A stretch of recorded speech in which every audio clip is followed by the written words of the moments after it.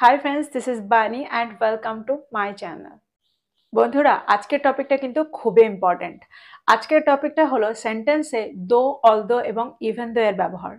অর্থাৎ সেন্টেন্সে আমরা কিভাবে দো, অলদো এবং ইভেন দোকে ব্যবহার করতে পারি। দেখো আমরা প্রায় কনফিউজড হয়ে যাই যে সেন্টেন্সে আমরা কিভাবে দো, অলদোকে ব্যবহার করব। আবার ইভেন দোকে আমরা কোথায় ব্যবহার করব, কি অর্থে আমরা ইভেন দো এর ব্যবহার করব। আবার দো, অলদো এবং ইভেন দো এর মধ্যে কি পার্থক্য। সেন্টেন্সে আমরা দো, অলদো এবং ইভেন দোকে শুরুতে ব্যবহার করব নাকি মাঝখানে ব্যবহার করব। তো এরকম অনেক কনফিউশন আমাদের মনে থাকে যখন আমরা এই ওয়ার্ডগুলোকে, এই কনজাংশনসগুলোকে সেন্টেন্সে ব্যবহার করি। তো আজকের টপিকে, আজকের এই ভিডিওটাতে তোমরা সমস্ত কনফিউশন দূর করতে পারো। তো তোমরা বুঝতে পারছো আজকের টপিকটা কতটা ইম্পর্টেন্ট।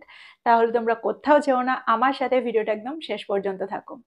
আর যারা চ্যানেলে নতুন, অর্থাৎ প্রথম আমার ভিডিও দেখছো, তারা প্লিজ চ্যানেলটাকে সাবস্ক্রাইব করে নিও। তাহলে যখনই আমি ভিডিও আপলোড করব তোমরা নোটিফিকেশন পেয়ে যাবে। তাহলে দেরি না করে চলো শুরু করা যাক আজকের ভিডিও। সবার আগে আমরা জানবো যে দো, অলদো এবং ইভেন দো আসলে কি। দেখো এগুলো হলো কনজাংশনস আর সেন্টেন্সে এগুলো কন্ট্রাস্টিভ ওয়ার্ডের কাজ করে। এবার প্রশ্ন হচ্ছে সেন্টেন্সে কন্ট্রাস্টিভ ওয়ার্ড কোনগুলো। দেখো কন্ট্রাস্টিভ ওয়ার্ড হলো সেই ওয়ার্ডগুলো যেগুলো সেন্টেন্সে ক্লজের সাথে বসে একটা ক্লজকে আর একটা ক্লজের বিরোধিতা শো করায়। অর্থাৎ একটা ক্লজ আর একটা ক্লজের উল্টো হয়। তো সেন্টেন্সে আমরা কন্ট্রাস্ট শো করতে এই ওয়ার্ডগুলোকে ব্যবহার করে থাকি। আর সেই জন্য এই ওয়ার্ডগুলোকে আমরা কন্ট্রাস্টিভ ওয়ার্ড বলে থাকি। আমার মনে হয় তোমরা বুঝতে পারলে যে কন্ট্রাস্টিভ ওয়ার্ড কোনগুলোকে বলে আর এই ওয়ার্ডগুলোকে আমরা সেন্টেন্সে কিভাবে ব্যবহার করি। এবার কিছু এক্সাম্পল দেখবে যার মধ্যে দিয়ে তোমরা আরো ভালো করে বুঝতে পারবে। সবার আগে আমরা দেখবো সেন্টেন্সে আমরা দোকে কি করে ব্যবহার করছি। দেখো দোকে আমরা সেন্টেন্সে তখন ব্যবহার করব যখন আমাদের এটা বোঝাতে হবে যে এটা হলেও এটা হয়েছিল, বা যদিও এটা হয় তবুও এটা হয়েছিল, যদিও এটা ছিল তবুও এটা হয়েছিল। এরকম ধরনের অর্থে কিন্তু আমরা দোকে সেন্টেন্সে ব্যবহার করতে পারি। ফর এক্সাম্পল, যদিও সে ক্লান্ত ছিল তবুও সে কাজ করা বন্ধ করেনি। Though she was tired, she didn't stop working. Though she was tired, she didn't stop working. সেন্টেন্সটাকে খুব ভালো করে দেখো। দেখো সেন্টেন্সে আমরা একটা ক্লজের সাথে দোকে ব্যবহার করেছি, অর্থাৎ দো এর ব্যবহার করে একটা ক্লজকে তৈরি করেছি। আর দুটো ক্লজের মাঝখানে একটা কমা দিয়েছি। আমরা সেন্টেন্সে কমার জায়গায় কিন্তু ইয়েটেরও ব্যবহার করতে পারি। অর্থাৎ আমরা সেন্টেন্সটাকে এভাবেও বলতে পারি, though she was tired yet she didn't stop working. Though she was tired yet she didn't stop working. আর তখন কিন্তু আমাদের আর কমা না দিলেও হয়। আর এই সেন্টেন্সটার অর্থ খুব ভালো করে বোঝার চেষ্টা করো। দেখো এখানে আমি বলেছি যদিও সে ক্লান্ত ছিল তবুও সে কাজ চালিয়ে গিয়েছিল।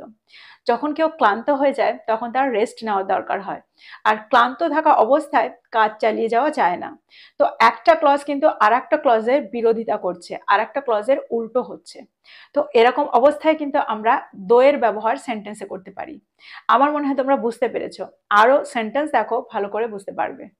যদিও সে কঠোর অধ্যয়ন করেছিল তবুও সে পরীক্ষায় পাশ করেনি। Though he studied hard, he didn't pass the exam. Though he studied hard, he didn't pass the exam. আমরা সেন্টেন্সটাকে এভাবেও বলতে পারি, Though he studied hard, yet he didn't pass the exam. দেখো সেন্টেন্সে দুটো ক্লজ কিন্তু একটা আর একটার কন্ট্রাস্ট শো করছে। অর্থাৎ সে কঠোর অধ্যয়ন করেছিল তবুও সে পরীক্ষায় পাশ করেনি। কঠোর অধ্যয়ন করার পরে সহজেই কেউ পরীক্ষায় পাশ করতে পারে, কিন্তু এখানে সে পাশ করেনি। অর্থাৎ সেন্টেন্সে কিন্তু কন্ট্রাস্ট বোঝাচ্ছে, একটা অ্যাফার্মেটিভ ক্লজ আর আরেকটা হলো নেগেটিভ ক্লজ।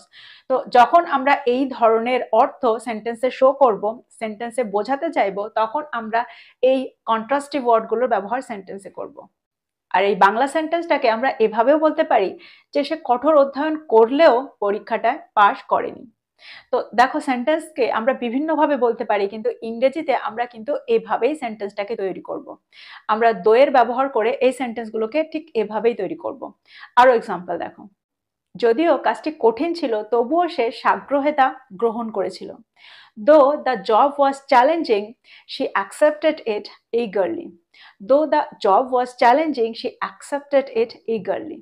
তাহলে তোমরা বুঝতে পারছো আমরা দোকে ব্যবহার করে সেন্টেন্স কিভাবে তৈরি করছি। আর একটা দেখো, যদিও সে ক্ষমা চেয়েছিল তবুও সে তাকে ক্ষমা করতে অস্বীকার করেছিল। Though she apologized, he refused to forgive her. Though she apologized, he refused to forgive her. আর একটা এক্সাম্পল দেখো, যদিও এটি অসম্ভব বলে মনে হয়েছিল তবুও তারা একটা উপায় খুঁজে পেয়েছিল। Though it seemed impossible, they found a way. Though it seemed impossible, they found a way. দেখো সেন্টেন্সে আমরা কিন্তু দোকে মাঝখানেও ব্যবহার করতে পারি, অর্থাৎ পরের ক্লজটার সাথেও কিন্তু দোকে আমরা ব্যবহার করতে পারি। তখন সেন্টেন্সটা কি হবে? They found a way, though it seemed impossible. They found a way, though it seemed impossible. দেখো আমরা যদি সেন্টেন্সে পরের ক্লজটার সাথে দোয়ের ব্যবহার করি তখন কিন্তু আমরা আর কমার ব্যবহার সেন্টেন্সে করব না। আমরা দোকে মাঝখানে ব্যবহার করে অর্থাৎ পরের ক্লজটার সাথে ব্যবহার করে সেন্টেন্সটাকে এভাবে তৈরি করতে পারি। অর্থাৎ আমরা প্রথম ক্লজটার জায়গায় পরের ক্লজটাকেও প্রথমে ব্যবহার করতে পারি, আবার প্রথম ক্লজটাকেও আমরা পরে ব্যবহার করতে পারি। যে কোনো ভাবে কিন্তু আমরা দোয়ের ব্যবহার সেন্টেন্সে করতে পারি। এবার আমরা যেটা দেখব সেটা হলো দোয়ের ঠিক পরে আমরা সাবজেক্ট প্লাস ভার্বের ব্যবহার না করে আমরা কিন্তু অ্যাডজেক্টিভেরও ব্যবহার করতে পারি। ফর এক্সাম্পল, দামি হলেও পণ্যটির মান খুব ভালো। Though expensive, the quality of the product is very good. Though expensive, the quality of the product is very good. সেন্টেন্সটাকে খুব ভালো করে দেখো। দো এক্সপেন্সিভ এটা কিন্তু কোনো ক্লজ নয়, কারণ তোমরা একটু আগেই শিখলে যে একটা ক্লজের অর্থ হলো subject plus verb plus object. কখনো কখনো আমরা সাবজেক্ট প্লাস ভার্ব দিয়েও একটা ক্লজ তৈরি করি। তাহলে এখানে আমরা সাবজেক্ট বা ভার্বকে কোথায় পাচ্ছি? তো এখানে আমরা ইনার অর্থ কিন্তু এটাই বোঝাতে চাইছি, দো দ্য প্রোডাক্ট ইজ এক্সপেন্সিভ। দো দ্য প্রোডাক্ট ইজ এক্সপেন্সিভ এই ক্লজটাতে কিন্তু আমরা সাবজেক্টটাও পেলাম আর ভার্বটাকেও পেলাম। সাবজেক্ট হলো দ্য প্রোডাক্ট আর ইজ হলো ভার্ব। তো এখানে কিন্তু আমরা একটা ক্লজ তৈরি করতে পেরেছি। তো এর ইনার অর্থটা বুঝে আমরা সেন্টেন্সটাকে তৈরি করব। আর একটা এক্সাম্পল দেখো, ছোট হলেও একটা পিঁপড়া তার ওজনের বহু গুণ বহন করতে পারে। Though small, an ant can carry many times its weight. Though small, an ant can carry many times its weight. তাহলে তোমরা বুঝতে পারলে যে আমরা দোকে সেন্টেন্সে কিভাবে ব্যবহার করছি। দেখো দোকে আমরা সাবজেক্ট প্লাস ভার্বের আগেও ব্যবহার করতে পারি, আবার অ্যাডজেক্টিভের আগেও ব্যবহার করছি। তো আমার মনে হয় দোয়ের ব্যবহার তোমরা খুব ভালো করে বুঝতে পেরেছো। দোকে আমরা সেন্টেন্সের শুরুতেও ব্যবহার করতে পারি, আবার মাঝখানেও ব্যবহার করতে পারি। দেখো সেন্টেন্সে যখন আমাদের এরকম অর্থ বোঝাতে হয় যদিও, তবুও বা হলেও, তখন কিন্তু আমরা দোয়ের ব্যবহার সেন্টেন্সে করছি।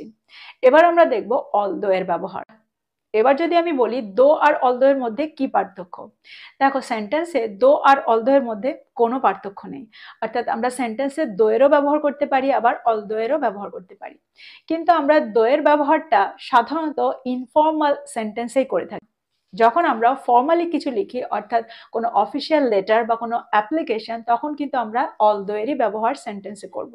তাছাড়া দুটোর মধ্যে কিন্তু কোনো পার্থক্য সেন্টেন্সে নেই, দুটোর অর্থ কিন্তু একই দাঁড়ায়। চলো সেন্টেন্স দেখো, আরো ভালো করে বুঝতে পারবে। যদিও বৃষ্টি হচ্ছিল তবুও তারা পিকনিকে যাওয়ার সিদ্ধান্ত নিয়েছিল। Although it was raining, they decided to go for a picnic. Although it was raining, they decided to go for a picnic. দেখো এই সেন্টেন্সটাকে আমরা কিন্তু এভাবেও বলতে পারি, বৃষ্টি হলেও তারা পিকনিকে যাওয়ার সিদ্ধান্ত নিয়েছিল। তো তখনও কিন্তু আমরা এই সেন্টেন্সটারই ব্যবহার করব, অর্থাৎ একইভাবে আমরা অলদোকে সেন্টেন্সে ব্যবহার করব। আর একটা সেন্টেন্স দেখো, যদিও সে ক্লান্ত ছিল তবুও সে গভীর রাত পর্যন্ত কাজ চালিয়ে গিয়েছিল। Although she was tired, she kept working late into the night. Although she was tired, she kept working late into the night. দেখো এই সেন্টেন্সটাকে আমরা কিন্তু এভাবেও বলতে পারি, she kept working late into the night although she was tired. তো সেন্টেন্সে আমরা অলদোকে শুরুতেও ব্যবহার করতে পারি আবার মাঝখানেও ব্যবহার করতে পারি। পরের সেন্টেন্সটা দেখো, সে ধনী হলেও সে কৃপণ। Although he is rich, he is miser.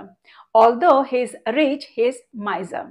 তো তোমরা দেখতে পাচ্ছ সেন্টেন্সের অর্থ কিন্তু আমরা যদিও, তবুও বা হলেও এই ধরনের ক্ষেত্রেই কিন্তু অলদোকে ব্যবহার করছি, অর্থাৎ যে সেন্সে আমরা দোকে সেন্টেন্সে ব্যবহার করেছি ঠিক সেই সেন্সেই কিন্তু আমরা অলদোকে সেন্টেন্সে ব্যবহার করছি।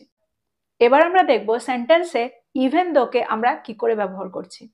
দেখো দো আর অলদো এর মতোই কিন্তু আমরা ইভেন দোকেও ব্যবহার করি, অর্থাৎ একই অর্থে আমরা ইভেন দোকেও সেন্টেন্সে ব্যবহার করব। কিন্তু এখানে একটা ছোট্ট পার্থক্য আছে। দেখো, সেন্টেন্সে আমরা যখন অবাক করা কিছু বোঝাতে চাইবো বা বেশি ইম্পর্টেন্স দিয়ে কিছু বোঝাতে চাইবো, তখন আমরা ইভেন দোকে সেন্টেন্সে ব্যবহার করব। অর্থাৎ ইভেন দো এর ব্যবহার দো এবং অলদো এর থেকে বেশি স্ট্রং হবে। সেন্টেন্স দেখো আরো ভালো করে বুঝতে পারবে। যদিও এটি তার প্রথম ম্যারাথন ছিল, তবুও তিনি বিজয়ী ছিলেন। Even though it was his first marathon, he was the winner. Even though it was his first marathon, he was the winner. আরেকটা এক্সাম্পল দেখো, যমজ হলেও তারা দেখতে সম্পূর্ণ আলাদা। Even though they are twins, they look completely different. Even though they are twins, they look completely different. যদিও তার বয়স মাত্র 5 বছর, তবুও সে 5টি ভাষায় সাবলীলভাবে কথা বলে। Even though she is only 5, she speaks 5 languages fluently. তো এই সেন্টেন্সগুলোর মধ্যে দিয়ে আমার মনে হয় তোমরা ইভেন দো এর ব্যবহার খুব ভালো করে বুঝতে পেরেছো। দেখো, সেন্টেন্সে দো, অলদো আর ইভেন দো এর ব্যবহার কিন্তু খুবই সহজ, আর আমরা প্রায় একই রকম অর্থেই ব্যবহার করে থাকি।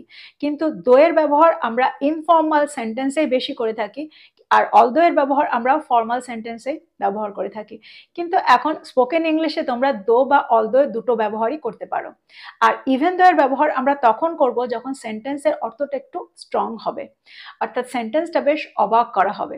তখন আমরা সেন্টেন্সে ইভেন দো এর ব্যবহার করতে চাই, অর্থাৎ বেশি ইম্পর্টেন্স দিতে চাই।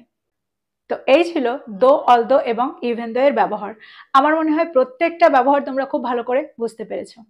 আমাকে কমেন্ট বক্সে কমেন্ট করে জানাও যে তোমাদের বুঝতে কোথাও কোনো অসুবিধা আছে কিনা। তাহলে আমি এই টপিকের ওপরে আরো ভিডিও তৈরি করব, এক্সাম্পল দিয়ে তোমাদেরকে আরো বোঝানোর চেষ্টা করব। তো আজকের ভিডিওটা এই পর্যন্ত। ভিডিওটা ভালো লাগলে লাইক করতে ভুলে যেও না, বন্ধুদেরকে শেয়ার করো যারা ইংরেজি শিখছে। So this is all about today. I will be back with another video. Till then, take care. Thank you for watching this video. Bye bye.